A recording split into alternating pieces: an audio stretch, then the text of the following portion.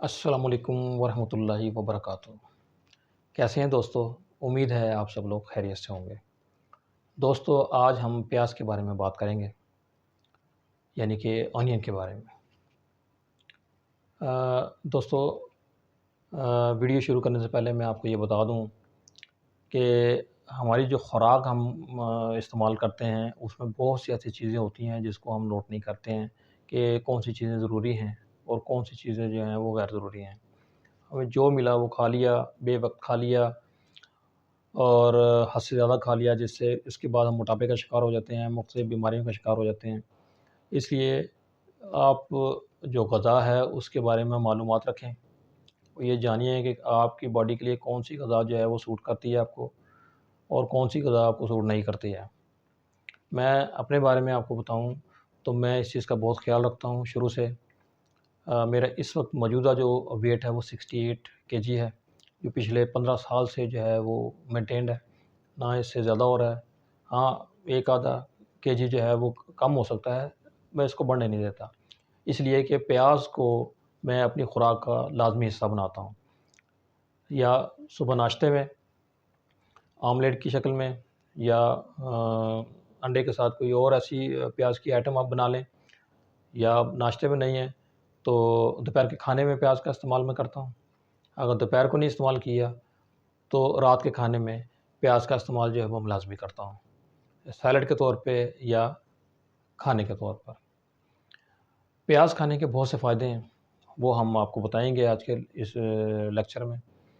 सबसे पहले तो डायबिटिक पेशेंट की बात करते हैं कि ऐसे डायबिटिक पेशेंट जो प्याज खा रहे हैं या प्याज खाते हैं, और ऐसे डायबिटिक पेशेंट जो प्याज नहीं खाते हैं या प्याज का इस्तेमाल नहीं करते हैं, तो उनमें जो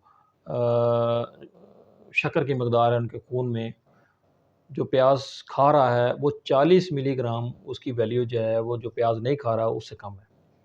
अब ये देखें कि प्याज खाने से शुगर के मरीज़ जो है वो कितना डिफ़रेंस है ऐसे मरीज़ के साथ जो प्याज नहीं खा रहे हैं।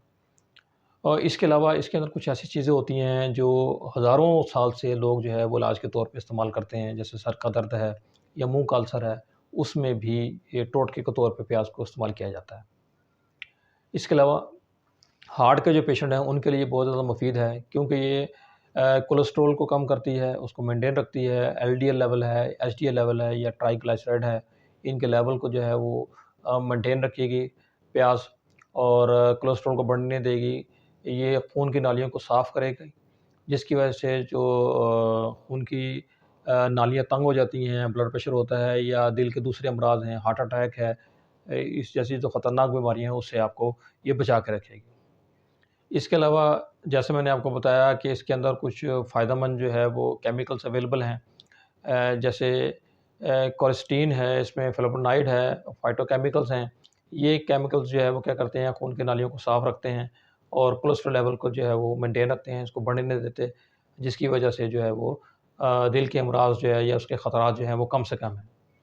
इसके अलावा प्याज़ जो है वो एक गुड सोर्स है विटामिन सी का, इसमें विटामिन सी अच्छी मिक़दार में होता है।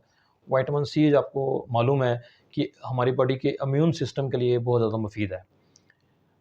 ऐसे मरीज़ हैं जो बार-बार जो है वो बीमार होते हैं, या बच्चे जो बीमार होते हैं, अगर वो प्याज का इस्तेमाल करते हैं तो कुदरती तौर पे उनको जो है वो इम्यूनिटी उनकी बढ़ेगी, क़ुव्वत मुदाफ़ उनकी बढ़ेगी, और इसके अलावा जिल्द की बीमारियाँ जो हैं वो कम से कम होंगी।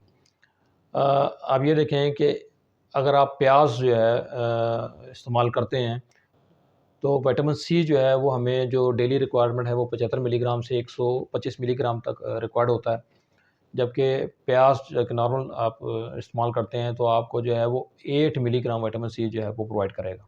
बाकी विटामिन सी जो है मुख्तलिफ सोर्स से हम इस्तेमाल करेंगे, लेकिन प्याज से भी आपको विटामिन सी जो है वो मिलेगा। इसके अलावा इसमें पोटाशियम की अच्छी मकदार होती है। पोटाशियम जो है वो हमारे हार्ट के लिए बहुत ज़्यादा मुफीद है। इसके अलावा हमारे नर्व हैं और जो मसल्स के लिए जो पोटाशियम मुफीद है, तो ये पोटाशियम जो है वो हमें प्याज से जो है वो मिलेगा। इसके अलावा जो हड्डियाँ हैं वो मज़बूत होती हैं। हमने बहुत सा सुना है दूध के बारे में कि कैल्शियम लेवल उसमें ज़्यादा होता है दूध में, जो हड्डियाँ मज़बूत करता है। लेकिन एक स्टडीज़ के मुताबिक, एक रिसर्च के मुताबिक ये रिपोर्ट सामने आई है कि जो ख़वातीन پوسٹ مینوپاز میں چلی جاتی ہیں یا مینوپاز سے کچھ عرصہ پہلے جو پری مینوپاز کا فیز ہے اس میں ان کو آسٹیوپوروسس کے جو ہے بہت زیادہ خطرات لاحق ہوتے ہیں. ان میں یہ دیکھا گیا ہے کہ ہڈیاں جو ہیں ان میں کمزور ہوتی ہیں. لیکن جو پیاز کھانے والی خواتین ہیں جو شروع سے اپنا پیاز کی روٹین بناتی رہی ہیں کھانے کی، ان میں یہ آسٹیوپوروسس کا جو ہے وہ پروسیس جو ہے بہت ہی کم دیکھا گیا ہے. تو یعنی کہ دودھ پینے سے صرف ہڈیاں مضبوط نہیں ہوتی ہیں، پیاز کھانے سے بھی جو ہے وہ ہڈیاں مضبوط ہوتی ہیں. اس لیے پیاز کھائیں اور اپنی ہڈیوں کو مضبوط رکھیں. اس کے علاوہ جیسے میں نے آپ کو بتایا کہ اینٹی آکسیڈنٹ جو ہے اویلیبل ہوتے ہیں. اینٹی آکسیڈنٹ جو ہے فری ریڈیکلز جو ہے وہ جو باڈی میں مختلف قسم کی بیماریاں پھیلاتے ہیں، یہ ان کے خلاف لڑتے ہیں اور آپ کو خطرناک بیماریاں جیسے کہ کینسر ہے اس سے آپ کو محفوظ رکھیں گے. اس کے علاوہ یہ جیسے میں نے آپ کو بتایا کہ منہ کے السر کے لیے اور دل کے بیماریوں کے لیے، بلڈ پریشر کے لیے بہت زیادہ مفید ہے. اس لیے اپنا جو خوراک ہے اس میں پیاز کو جو ہے اس کو لازمی اس کو شامل کریں. اس کے علاوہ پیاز کو کھانا کیسے ہے؟ پیاز جو ہے وہ آپ کھانے میں بھی استعمال کر سکتے ہیں، سالن کے استعمال میں، اور اس کے علاوہ جو ہے وہ مختلف قسم کی جو ہے وہ انڈے کی ڈش جو ہے، آملیٹ ہے یا خوگینہ ایک ڈش ہے اس میں بنا سکتے ہیں، یا سیلڈ کے طور پہ جو ہے اس کو استعمال کر سکتے ہیں، یا دہی بلے میں اس پیاز کا استعمال بہت زیادہ ہوتا ہے. یعنی کہنے کا مقصد یہ ہے کہ اپنی خوراک جو ہے اس میں پیاز کو جو ہے وہ لازمی ایک حصہ بنائیں. جو سفید پیاز مارکیٹ میں اویلیبل ہوتا ہے اس میں کچھ اجزاء جو ہے وہ کم ہوتے ہیں بنسبت جو سرخ پیاز ہے یا جو پیلی پیاز ہے اس کی نسبت. اس لیے کوشش کریں کہ اگر سرخ پیاز آپ کو ملے تو وہ زیادہ مفید ہے، یا پیلی جو پیاز ہے اس کو استعمال کریں. اگر یہ دونوں اویلیبل نہیں ہیں تو سفید پیاز جو ہے وہ بھی آپ استعمال کر سکتے ہیں. دوستو، امید ہے آج کی ویڈیو آپ کو پسند آئی ہے. اگر پسند آئی ہے تو اس کو لائک کریں، شیئر کریں، سبسکرائب کریں چینل کو، اور بیل آئیکن کو پریس کریں تاکہ ہر نئی آنے والی ویڈیو سب سے پہلے آپ تک پہنچے. آپ کا بہت شکریہ. اللہ نگہبان.